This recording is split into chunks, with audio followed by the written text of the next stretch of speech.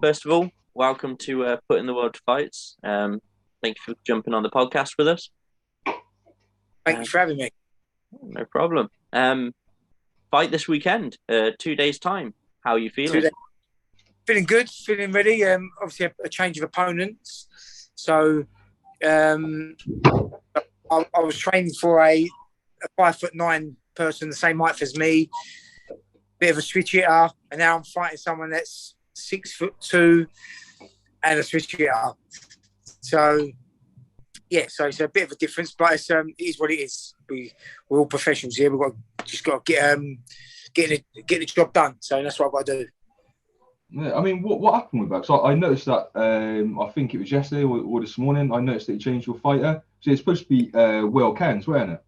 Will Cairns, yeah, I was meant to fight. Yeah, if I'm totally honest, I do not have much of a clue.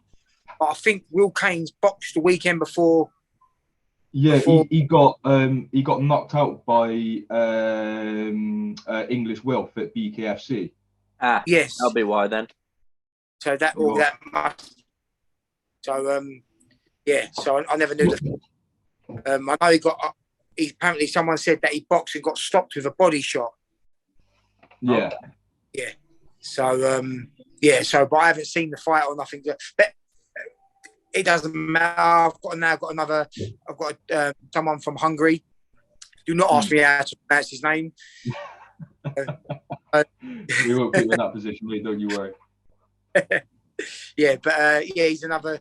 I think he's 2-0, 3-0, something like that. I don't know too much about him, but I know he's a tall, 6'1", 6'2". So, but a bit like Cairns, but switch it out. So, but it is what it is. I just got to do a professional job on Saturday night. Of course, and obviously you look like you've made weight, happy, healthy. Yeah. So I started off at this 105 kilograms, and believe me, I'm not very tall, am I? So it didn't help. But I've trimmed right down, nearly losing 4 stone. So wow, it's I just got to thank Jim and the team for putting me on the show, and it gave me a goal, if that makes sense, to chase something.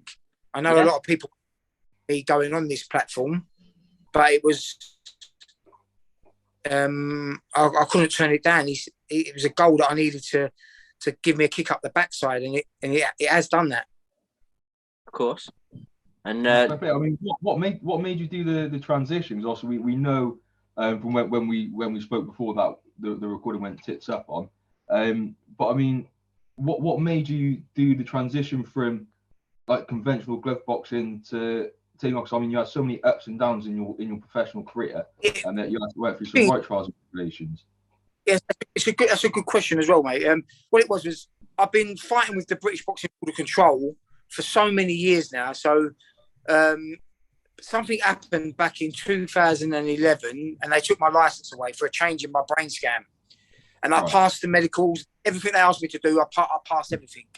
And then a man called Robert Smith, that is the head of the board, I basically called him, and he said, "Mr. Hillyard, you don't call me, I call you." And all I said was, "Listen, this is about my career. When I see you next, I'm going to fucking punch you in the face." Sorry to swear on you. We swear. We're drinking right now. Don't worry. Well, that takes the piss now, because I'm trying to make weight and you've got a beer there. Do you know what? We'll enjoy it for you. You wanker. So I basically said, when I see you next, I'm going to punch you in the face. And he said to me, as long as I'm in charge of the British Boxing Board of Control, you'll never have your license back. And he's kept to his word. And he's dented my career massively. And obviously I'm doing a documentary for, say, ITV and Netflix. Yeah.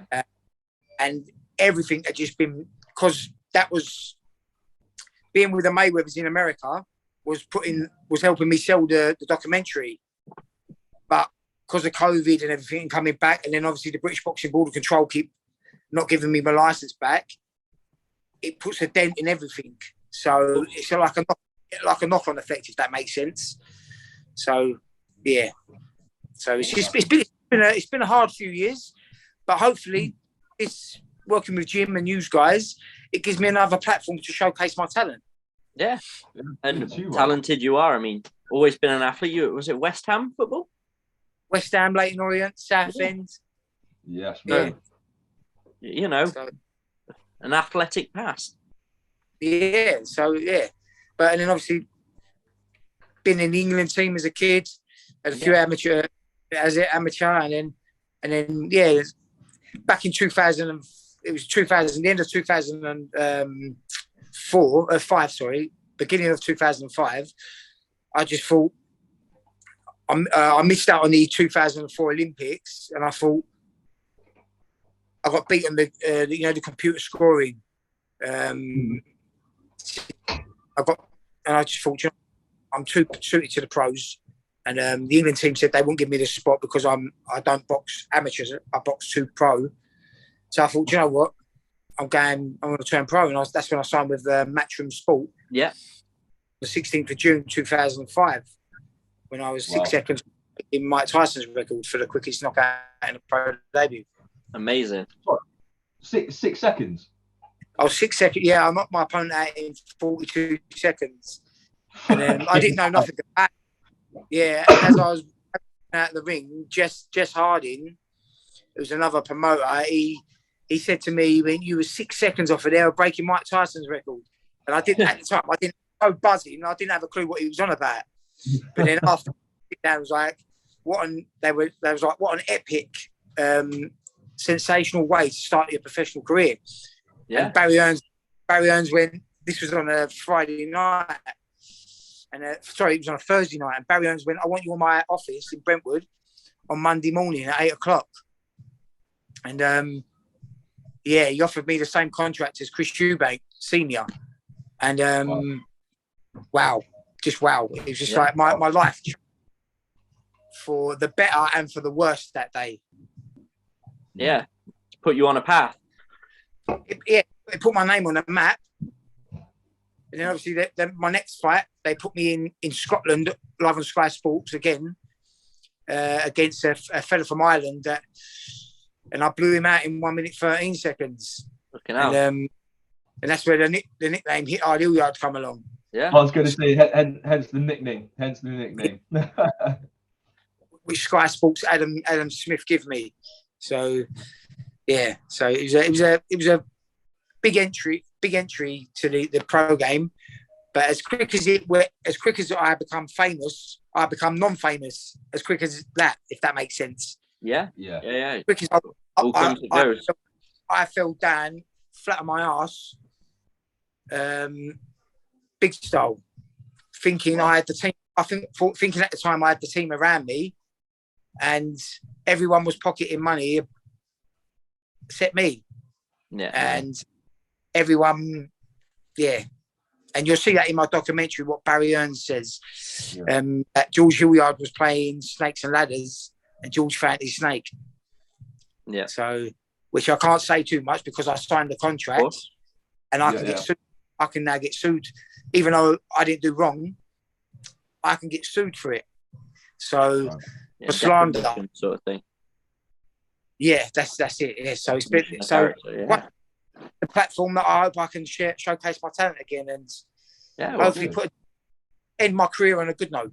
Well, we're looking forward to it, that's for sure. We can't wait because we're going to be there at the event, so we're buzzing to actually see it live and in person, man. We're going to be there for the weigh-ins, the post-fight, and the pre-fight. We've managed to get our way in. Yeah, as I just said, I'll make sure I'm not there then. I'll make sure I bring a beer just before the weigh-in for you. As you walk up, you'll be stood on the scales. I'll be stood there drinking a beer. Brilliant. Yeah. I mean, after all of that shit you went through, and like the ups and downs, I mean, what kind of What gave the oomph to think, you know what, fuck this, let's do it, let's get back in the ring? Where did that come from? Because that takes a lot. No, do you know what? I was prepared to walk away from everything, and then obviously the mother of my 2 oldest kids, she walked away. Like we ended up splitting up, and because that was a bit public, was it? Yeah, it was made public. It was in the newspapers. Yeah. It was like, and next minute, and all I got done was for pushing. And I have to be careful what I say for, because I have respect for my kids that they're holding off now, that they're watching this, and so I got to have respect for them But it was just a hard time. That obviously people were going. All I did was push. Like, I got done for common assault for pushing. Yeah, and it put in the papers that I beat her up, and it said ex-West Ham Leyton Orient player now turns boxer, beats up mother of kids, and it was just like walking down the street. Right, don't they? Yeah, exactly. Walking down the street and people thinking that you beat women up, and it's not nice. And then promotional teams going, do you know what? I don't want to have that I don't want to have a boxer on my logo or my team that's got that slander around them. And it took years for all the truth to come out. It weren't nice for me, it weren't nice for the kids, and it probably wasn't even nice for my ex-partner. No, but it was just how the papers can twist something round just to make something sell. But I remember going to Barry Earn's office talking about it and saying that I need to get that removed from the internet. And he went, why? I went, because people think I beat women up. He went, people that know you don't do that. He said, but your boxes take a little dip at the moment. And he said, that article's had over 1 million hits on it. He went, and it's keeping your name alive. And he went, I advise you to keep it up there. I was like, what? And he went, no news is bad news. Yeah, it's the old saying, isn't it? Yeah, but I was just sitting there thinking, do you know what? People think I bloody beat women up. Yeah, it was horrible. It was a mad, crazy time. But obviously, the truth always comes out. So, but yeah, it was just, it went with me. I can, without sounding rude, you can throw anything at me. I'm big enough, ugly enough to look after myself. Well, I don't care. I don't care what people have got to say, really, but it's my kids that I have to worry about. And so, and they're boys, my 2 boys, I've got 3 boys, but I idolise them all. So, and they're my priority, the boys and my missus, and that's all I care about. So it's about protecting them. Yeah. So to answer your question, because I just went round the houses here, and I do apologise. My eldest boy said to me, that about giving up, and I was giving him a dad's speech saying, look, you never give up in life. If you want something, go out and get it. Yeah. And he said to me, he went to me, why have you gave up then, Dad? No, right, and this may come across as horrible, but it's the first time I've looked at him, and because he was correct, I've looked at him thinking, I could punch you in the face right now. But he was telling me the truth. My own son was telling me the truth. He was like, well, you're telling me, but why have you give up? You reckon you haven't had a stroke, and you reckon you haven't had these, and you've proven that you haven't had these things done. So why are you giving up? Why aren't you still chasing your dream? So I thought, do you know what? I'm going to go for it. I'm going to go back and do what I'm meant to be doing. And that's why I'm here. So sometimes kids are the biggest motivation, aren't they? You know. Exactly. You're going to set an example for the next generation. So that's it. Yeah. So thank you to him. I'm still chasing the dream. Yeah. So I know I've done the long. Sorry. No, carry on.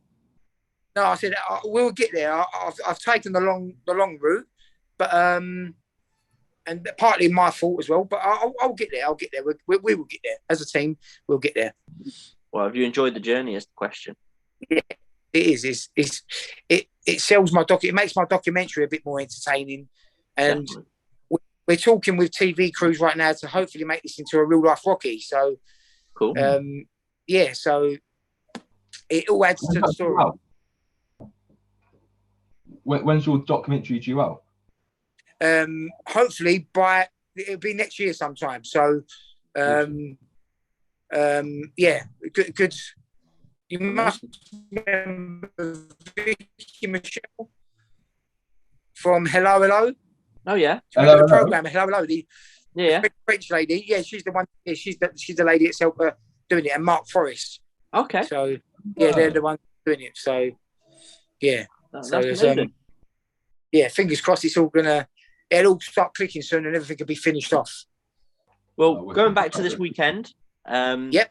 Do you have any fights you were looking forward to more than any others? Now that you know the solid roster. Without sounding rude, I've not cared about anyone else on this show because I've been out the ring so long. I don't want to be paying attention to everyone else and taking my eye off of this opponent because it's my first time on this platform. Yeah. So I have to make sure that I'm switched on and I'm mentally prepared for what I'm going to do. Cool. So So do you know? Can I just say something? You know, I've got to make weight, and you get horrible people like this coming to the office with food. Get the sauna suit out, lad. No. I mean, just, you know what I mean? You can't. I've got no support around here at all.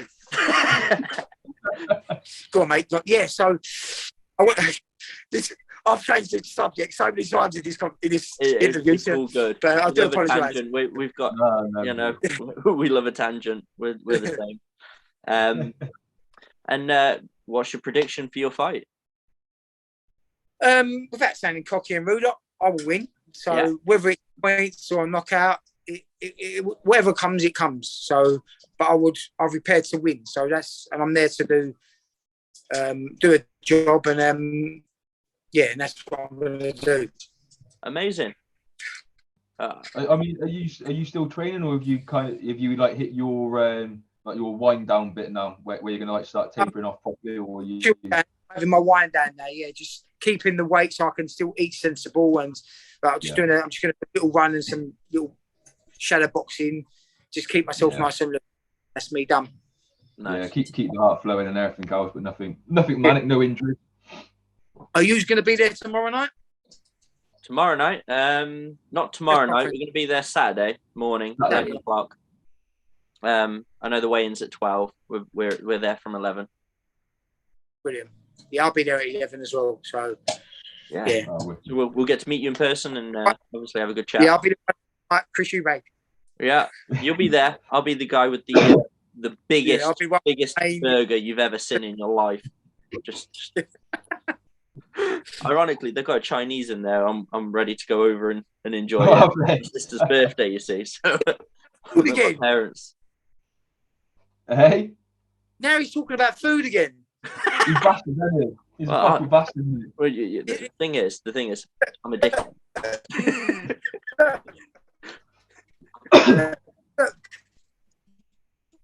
Oh, mate. He's cooking food. Cooking food while I'm trying to. Brilliant. I just can't get away.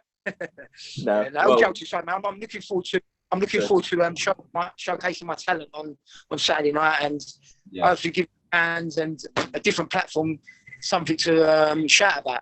Yeah. And we're looking forward to seeing that. That's for sure. And then we'll be chatting to you after the fight, see how you feel it went, and you know.